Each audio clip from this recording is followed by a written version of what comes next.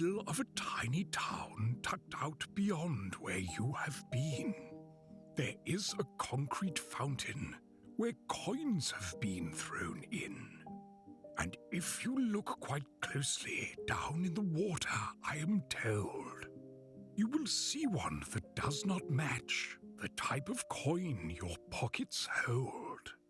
And if you were inclined to pick it up by chance, you would find it ordinary, not much worth a second glance. If you were to appraise it for its value or its cost, you would quickly throw it back and never worry if it's lost. But if you heard the story of where this coin has been and the magic that it has brought to the one whose hand it's in, if you could see how far it's traveled and what a difference it has made with the simple words it whispered, what would you do if you were brave? Well, then you might change your mind or want one of your own to hold. When you see that wrapped in story, this coin becomes more valuable than gold.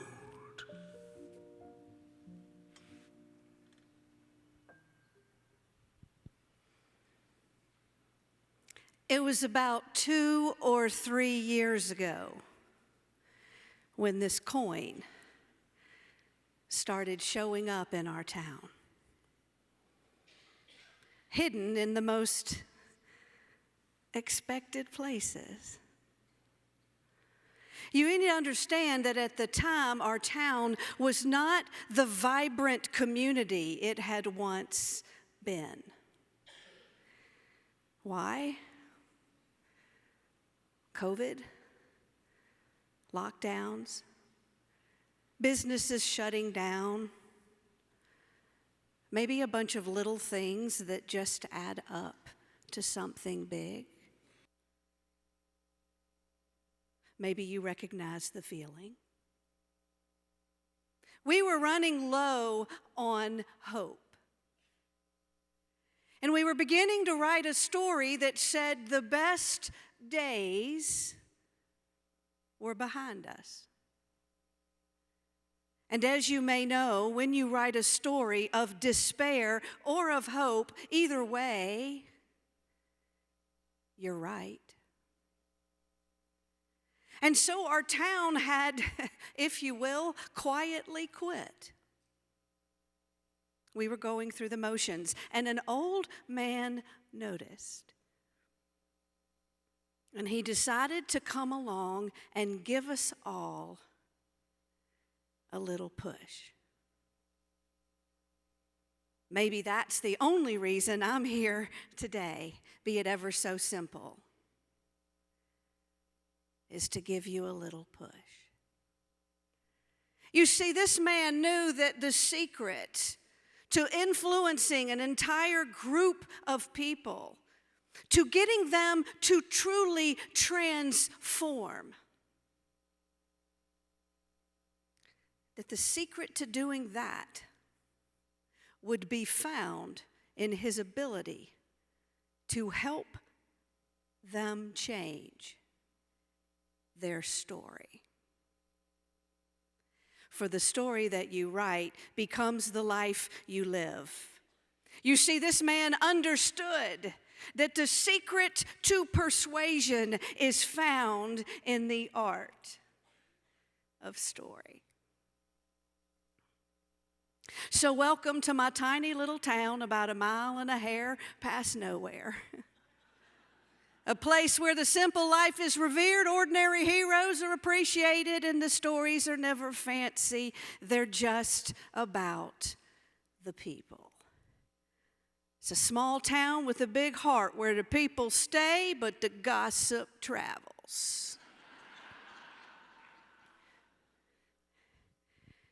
And I'm here today just to share a few of their stories. The first one that I heard about the coin showing up was to Harriet Baumgardner. Harriet and Harold Baumgardner, they live in the White House with the little green shutters and the flowers on the mailbox over on Front Street. Harriet and Harold were the type of couple that sort of blended in, if you know what I mean. They never got overly excited about religion or politics. As parents, they colored inside the lines. They lived in various shades of beige. They were the type of couple that were always invited to the parties, but you could never remember exactly if you'd seen them there. Harriet had a tight bun on the back of her neck. She wore floral and pantyhose. Till the day she dies, she will wear pantyhose. They've lived in that house as long as I've known them, ever since Harold passed. Yes, he passed. Don't be sad you didn't know him. We were sad he left this world as quiet as he lived it, sitting there in his recliner, watching Wheel of Fortune. Left behind his newspaper crossword puzzle, his glasses, and the smell of Old Spice that had clung to him their whole marriage. Noreen didn't fall apart. We didn't expect her to. No judgment. She just knitted her way through the various stages of grief and wondered what she was supposed to do now.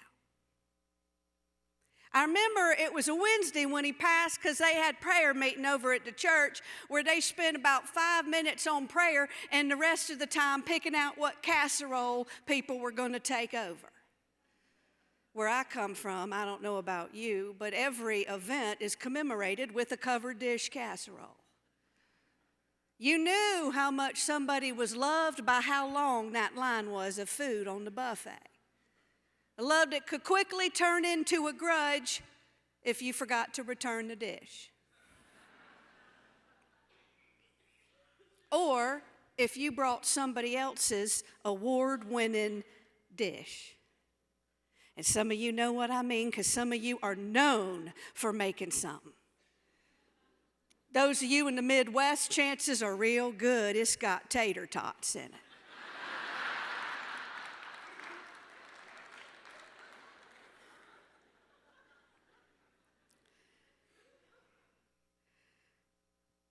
So, Harriet was standing in the front yard, and on a Saturday morning, that's what it was. It was a Saturday morning, and Noreen was over from next door giving her a lecture. Noreen's daddy was a colonel. Noreen's love language was not casseroles. It was lectures. Maybe you know the type. The more she loved you, the longer she lectured.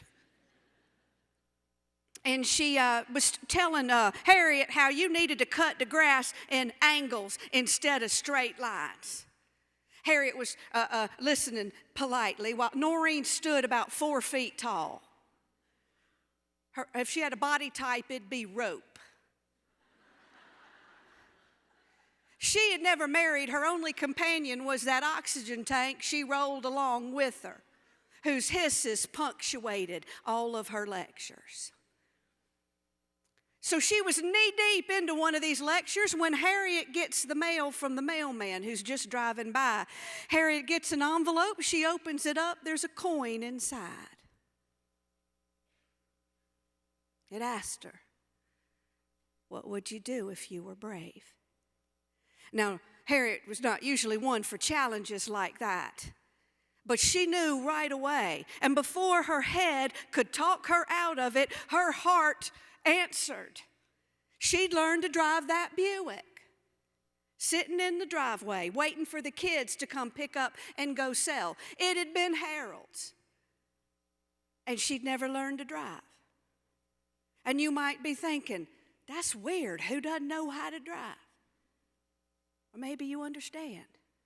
They used to live up in the big city. They didn't need a car. By the time they retired and moved down to our town, well, Harold drove. That's all they needed. Once Harriet said, "Would you teach me to drive?" And he said, "Oh, that's silly."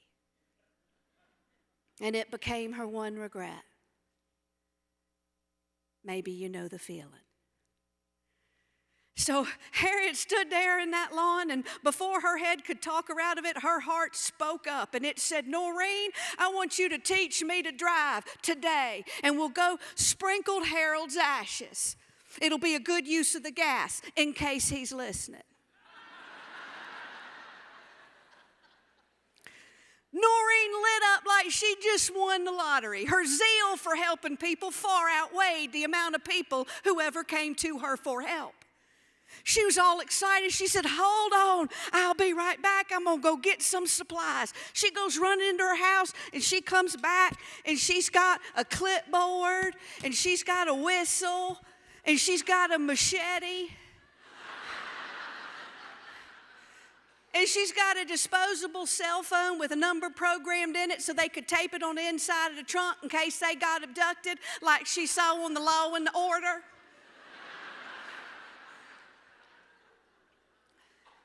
And it didn't matter to either of them that Harriet did not have a license. No, her nephew was a state trooper, and they knew if he got in trouble, they'd get out of it.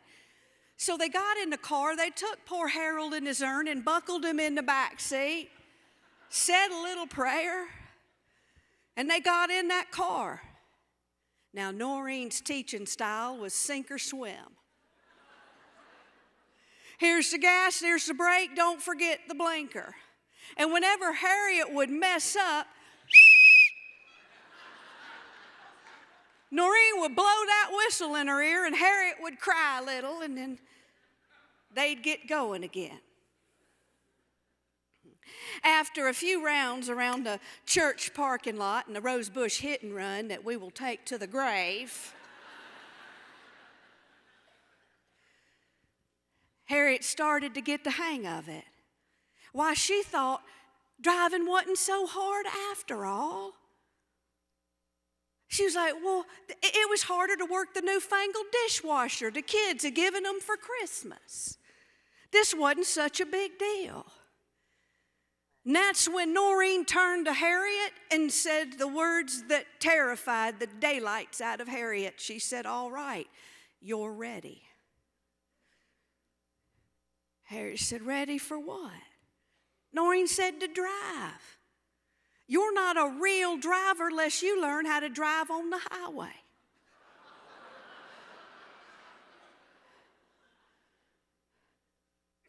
Harriet was terrified. All these thoughts going through her head. What if, what if, what if?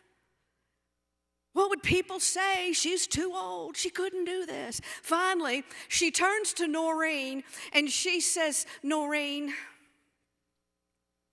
I can't do this. I'm not strong enough. I'm not brave enough. And we knew that this was about so much more than driving.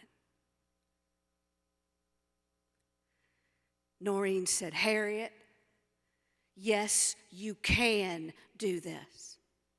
You are strong. We both are. We are brave women. We both are. She said, and do you know how I know? Harriet said, how? She said, because we were in Payroll.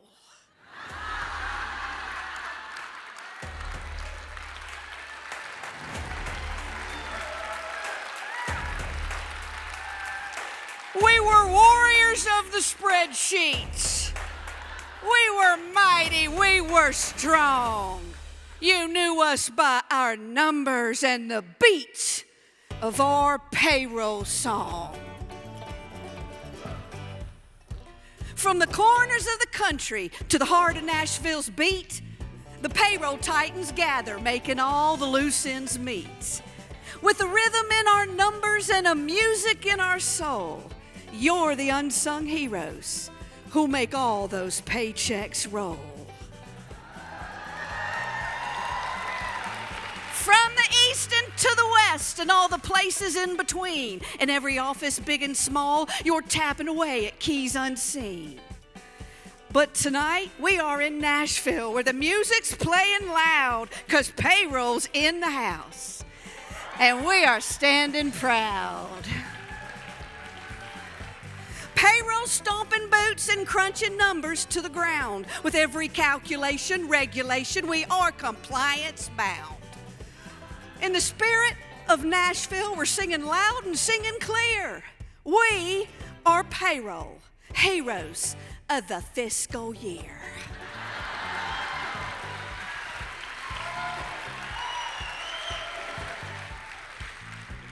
Under neon lights, we celebrate our powerful salary band, armed with timesheets filled out wrong, written by sloppy hands. We dance through dumb questions with a twinkle in our eye, exploring workers' comp claims underneath fluorescent sky. Can you add a little extra? Comes a whisper sliding quick, lost timesheets and urgent fixes, each trick as old as brick. Why's my paycheck lighter? The chorus sings in dismay. We juggle every query. We two-step through each delay. We are Payroll. Every hurdle we have leapt. In the rhythm of our numbers, all our promises are kept. From Broadway to back office, while we're the unsung beat. We are Payroll, and without us, your family doesn't eat.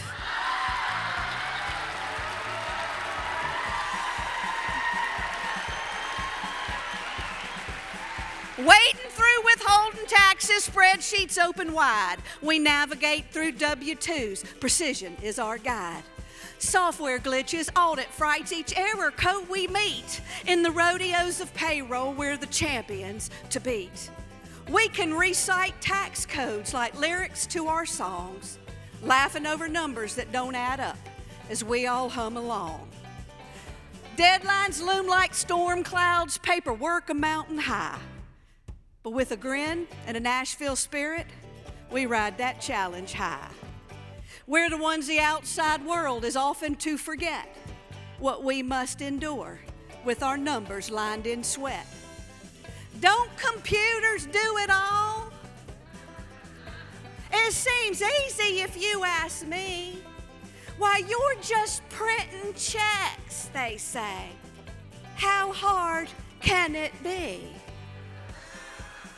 Says the guy who still doesn't know the difference in gross and net. Who's nowhere to be found when you need him, and oh, but you can bet he will find your office on payday, 'cause now he has a question, thinks FICA's a conspiracy. Your deadline's just a suggestion. I can't find my receipts, is it okay if I just guess? What's this deduction for? We got a check with the wrong address. Do you want it mailed, direct deposit, or maybe carrier pigeon? I should be paid for that day off. It's included in my religion. I didn't tell you about my raise. I forgot to mention I'm at the beach. Oh, I forgot to clock out again. Oh, that's 3 times this week. This won't cover my bills. Hey, can you get me my financial aid? Honey, his mama's on line 3. She wants to know why her baby's not been paid.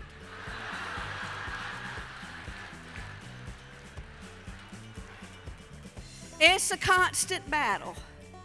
Some days you're not sure if you'll win it.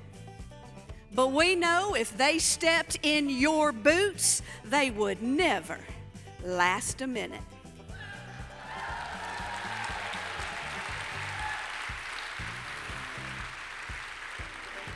So in this gathering of number crunchers under Tennessee's great sky, you're the heroes of this hour, with your non-exempt heads held high. We are Payroll, hear our song underneath the neon glow. With every calculation, our figures steal the show.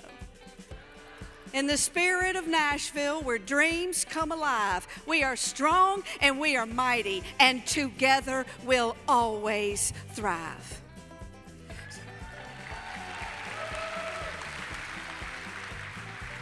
So here's to the payroll warriors in their cowboy boots and hats, turning chaos into order, no matter what the stats.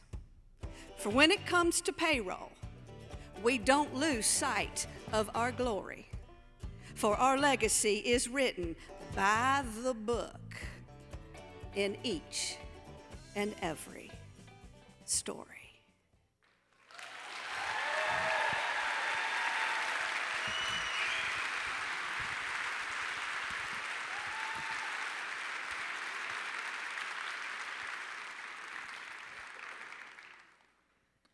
So with a renewed confidence,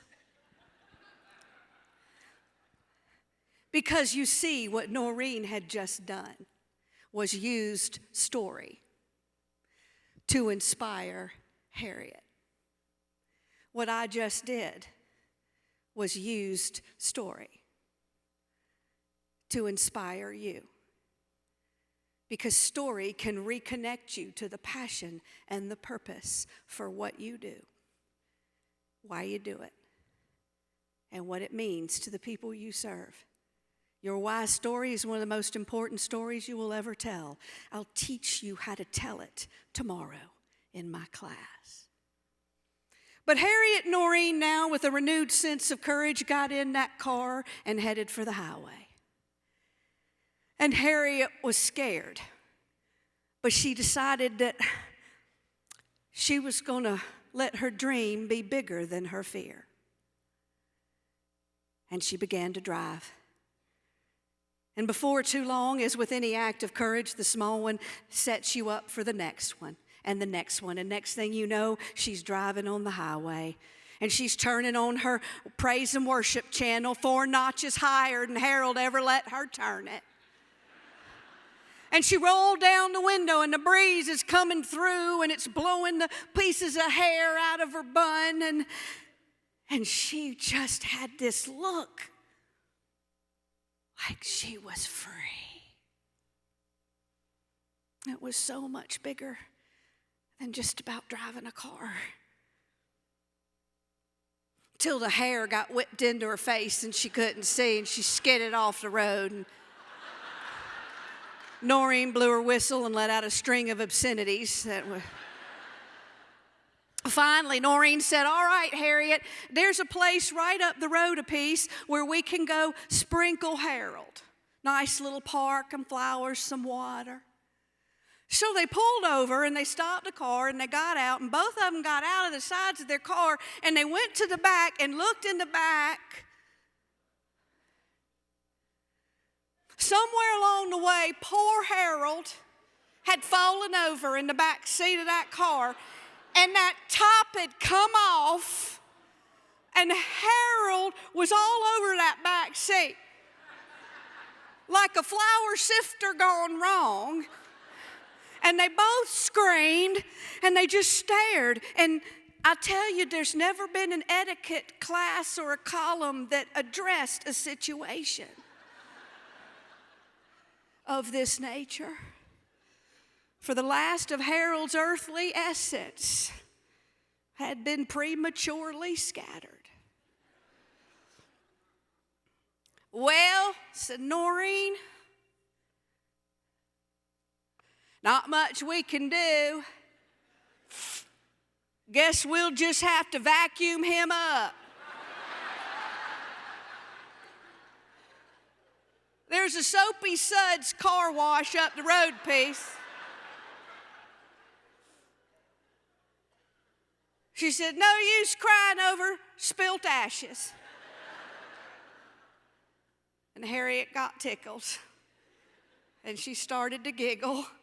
And then Noreen giggled, and then they were flat out laughing, bent over laughing so hard one of them peed. Won't tell you who.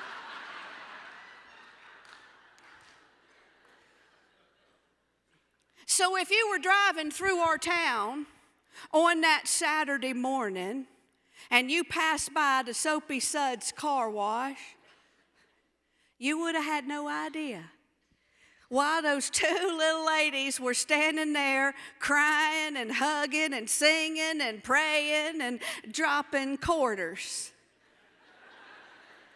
into the vacuum dispenser. Later that night, Harriet was at her house knitting a thank you sweater for Noreen and watching Wheel of Fortune. And she said, I think maybe I'll keep that Buick just in case. She was pretty sure he nodded. If you ever come through our town, I recommend that you go get your car washed. And you go find that Soapy Suds. It's the only one in town. You'll find it.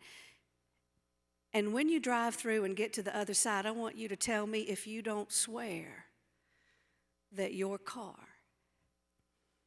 smells just like Old Spice.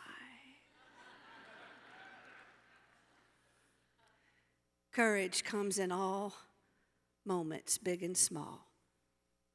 But it starts with changing your story.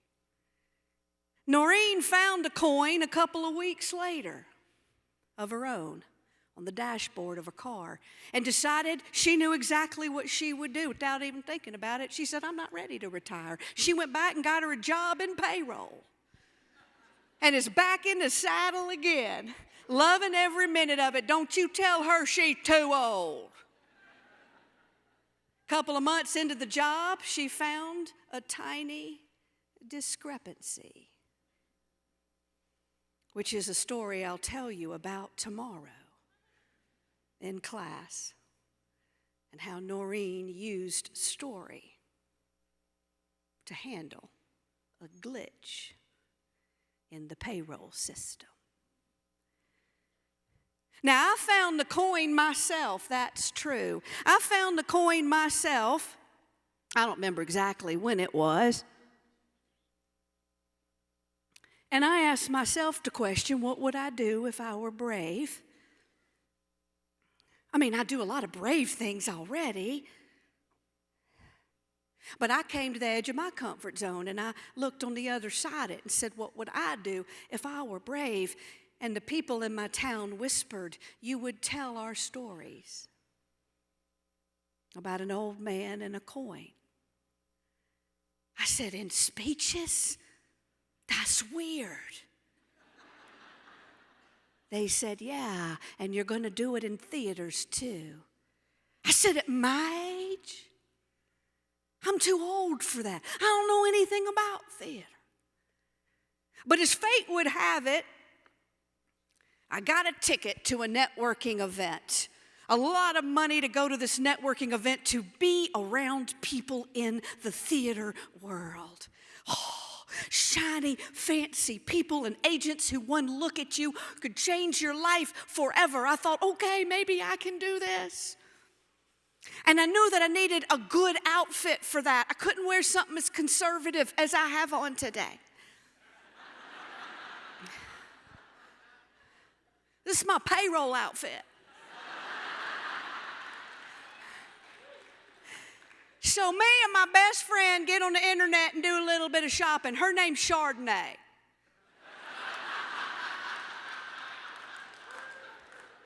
She's a good friend. She's friends with my mama first. So we pick out, we saw them. As soon as I saw these pants, I knew these were mine. These were the kind of pants I knew Dan Maddox would approve of. And because I also heard the shopping angels. Same angels I heard when I saw these boots. You know, oh. That means you got to have them. Money or not. So I buy these pants, they come in the mail, they take forever to get here. Finally they arrive, they're covered in sequins, y'all. Bright silver sequins, top to bottom, all around. I know what you're thinking. That's a lot of sequins. But if they're gonna make them in my size, you're not gonna be judging me for wearing them. I'm just saying.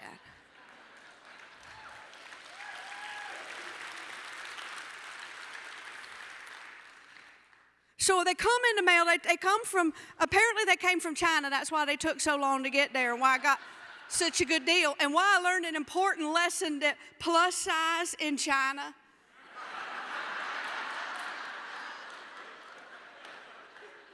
Not the same as it is here. Sometimes numbers lie.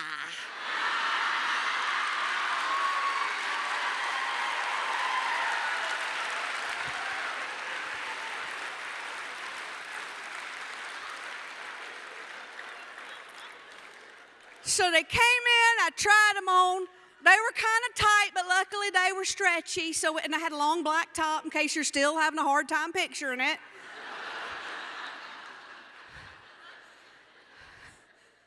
And they only came halfway up my butt, but well, I mean, that's okay because they're low rise. So I threw them in my suitcase and I headed off to that event, and I was so excited. And I get there and I can't get in my room, and so I was like, that's okay, I'll change in a bathroom. I found me a bathroom. It wasn't too far off from the ballroom. Nobody was in it. It was just me. I got on my outfit. I was like doing my moves, singing my theme song. You're gonna hear me roar, I mean, y'all have a theme song, right? So anyway, I take a step to leave that bathroom, y'all, and I hear a noise. It's like a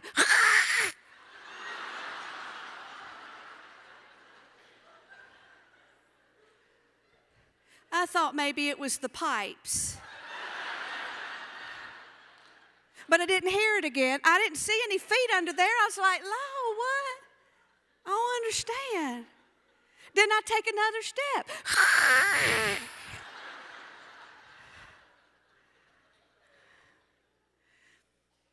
Now, maybe you're already starting to figure out where this noise was coming from. But it took me one more step before I finally figured out where it was coming from. It was coming from my thighs.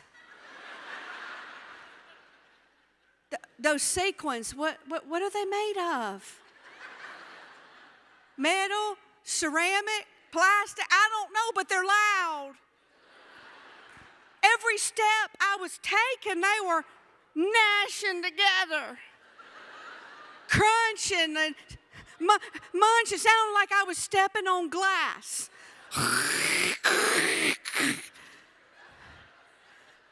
Every time I walked, my thighs sounded like a kindergarten violin concert.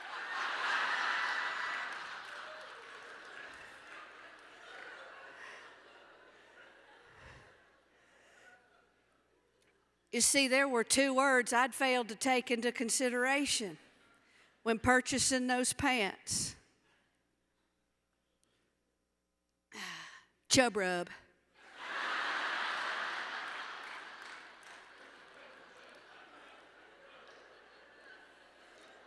Oh, it's the thing. Some of you are like, chub rub. I don't know what that is.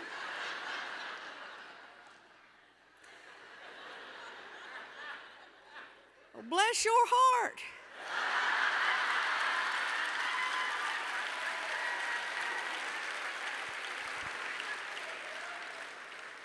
Payroll Barbie. I'll tell you what it is. It's when your thighs rub together when you walk. It hurts. It chafes. They make a salve for it. It's got so bad I had to start my own club. That's right, I'm the president. It's called the Chub Rub Club. We even had t-shirts made. This is what a good marketer I am.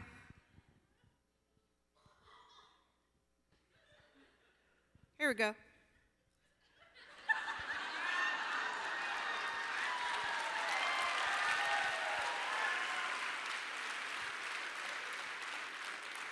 It's called the Chub Rub Club, where thigh gap is for losers.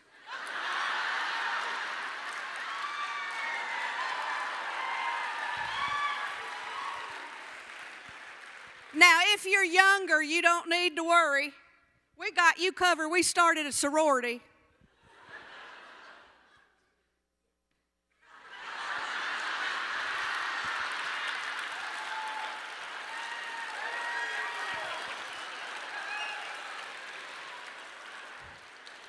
Phi Kappa Gamma.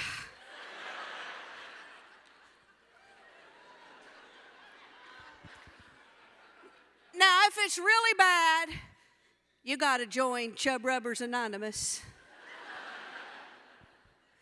My name is Kelly Swanson.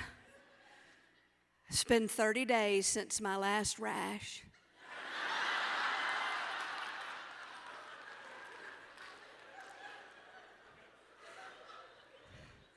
My rock bottom happened on Sunday morning in church.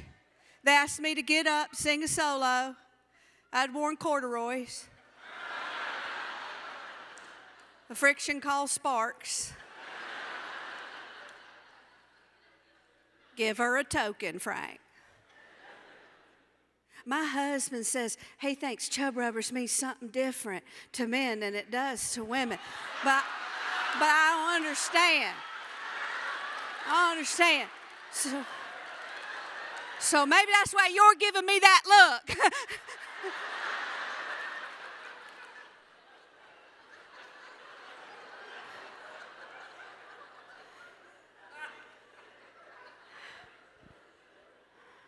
You can edit that part out of the video.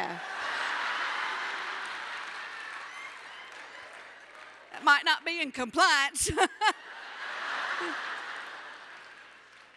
So I'm standing there in the bathroom. I'm like, what am I going to do? I've got nothing else to change into except my yoga pants that I'd worn over there. I got like 47 pairs of yoga pants. I love yoga pants. I wear them everywhere. Well, except yoga.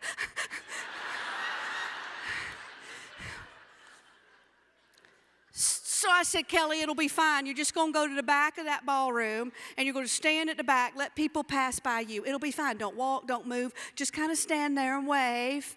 Do that pageant wave. You learned today, y'all. And so next thing you know, I'm standing there in that doorway, and I'm looking out at a sea of khaki and floral because I didn't get the memo that theme was Hawaiian tropic. I'm standing there in my silver pants, y'all, looking like Elvis. And not good Elvis. Later years Elvis. But I see a chair. I was like, all right, Kelly, just get to that chair. That's all you got to do. It's 4 or 5 feet. Just get to that chair. It's in the back. You'll sit down, stay there. You'll be the last one to leave. And you may think, that's not very hard. That's only 4 or 5 feet. But it's hard, long 4 or 5 feet. When you got to get there without your thighs touching and look natural. But finally, I made it. I got there. I'm out of breath. I'm sweating in places you ain't supposed to sweat. And men, cover your ears. Ladies, did you know there's a name for the sweat that gathers up under your girls? It's called your Mountain Dew.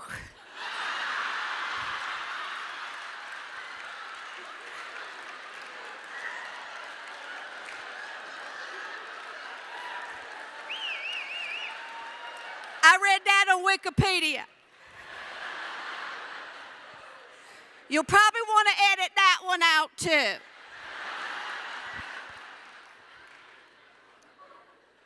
I finally get there in that seat. I finally made it. I'd accomplished my mission. I'm there just in time to see the sign on the table.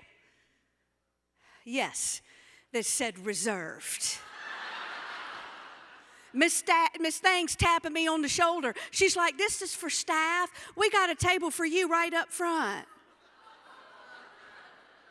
I got to walk up this middle aisle in front of all these fancy, shiny people. Me, the picked on kid growing up, I was scared of my own shadow. I would go into the cafeteria and I'd wonder who would sit by me and know that nobody would. And it felt like that all over again. And it was a long walkway. And I sat there having a moment where this voice in my head was like, see, you don't fit. You're too old. Nobody wants to hear your stories. You're not good enough. Dude, play it safe. Do something else. You're in the wrong room. And yeah, your butt does look big in those pants. And that other voice that said, no. Is that how you're going to play this? You're going to write a story that says you failed before you've even started? No, don't doubt the Spirit that dwells inside of you. No, you don't feel brave, but today you're going to choose brave, and you're going to walk down that walkway because there's people watching you. And they're facing their own walkway. Some are halfway down, some too scared to even come in the room, and they're watching you because they see themselves in you. And when you step up and do something brave, well, it's hard to teach bravery, but I'll tell you this, it's contagious. So I stood up with a courage I didn't feel, and I said, okay, thighs.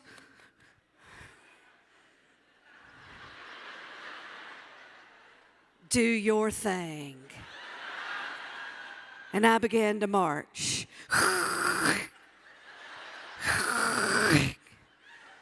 I marched with emphasis. I marched with power. Sequins were jumping ship left and right.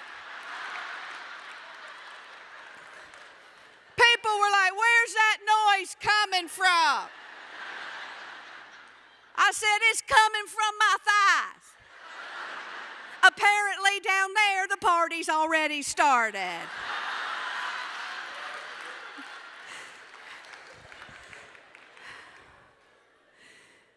And I left the event that night. Turns out they'd had a dance floor. Of course they did. Play big or go home, right? Barely had any sequins left anyway. Light hit it, I looked like a human disco ball.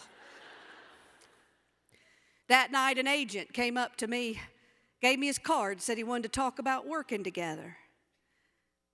He said, I think you're exactly what we're looking for. We just didn't know it. He said, chub rub, that's hilarious. And I stood there, remembering the last quick story I want to share with you tonight that is the image on this coin about Douglas and his grandpa. Douglas is a little boy who lived on the anxious side of life.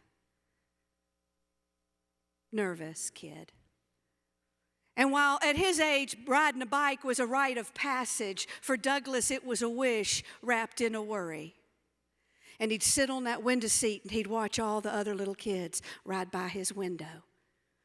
And Grandpa noticed and recognized the feeling. Grandpa said, Douglas, come on, I'm going to teach you to ride a bike.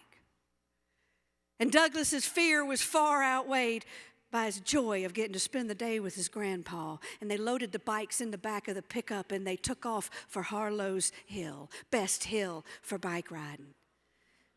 Several kids had sledded down to a lost tooth in the winters. And in this moment, it was quiet, as if it were waiting for a small boy and his grandpa to conquer his fears. And they stood at the top of that hill, and Grandpa said, Douglas, here's the thing. You're going to face a lot of hills in your life, things that scare you, some big, some small. Now, you can sit in that window seat, and you can watch life go by and play it safe. But that's not the best seat. He said, the best seat is when you can get on the top of that hill, get on that bike. And even though you don't feel brave, you choose it. You think about what if you wouldn't fail, and you start to pedal. And he said, and if you're really lucky, halfway down that hill, you will realize that something bigger is steering that bike. And you'll raise your hands up off the handlebars in the air, and you'll fly. Douglas looked at Grandpa. Grandpa looked at Douglas. Grandpa nodded, and he gave Douglas a little push. And the two of them on their bikes went riding down the hill. And about halfway down, two sets of hands raised up over the handlebars. and you could hear them squeal in delight. That day, the wind whispered a message to Douglas and his grandpa, and maybe to you. And life is not meant to be lived sitting in a window seat watching it go by. It's not meant to be lived with a tight grip on those handlebars. You won't feel brave. You'll have to choose it. But you just got to put your feet on those pedals. Push off. And trust that something bigger's steering that bike. And loosen your grip. For if you knew the story of where this coin has been and the magic it has brought to the one whose hands it's in, if you knew how far it traveled and what a difference it has made with the simple words it whispers, what would you do if you were brave? What would you do? I guess the next part is up to you. That was a sorry flip. I'm Kelly Swanson.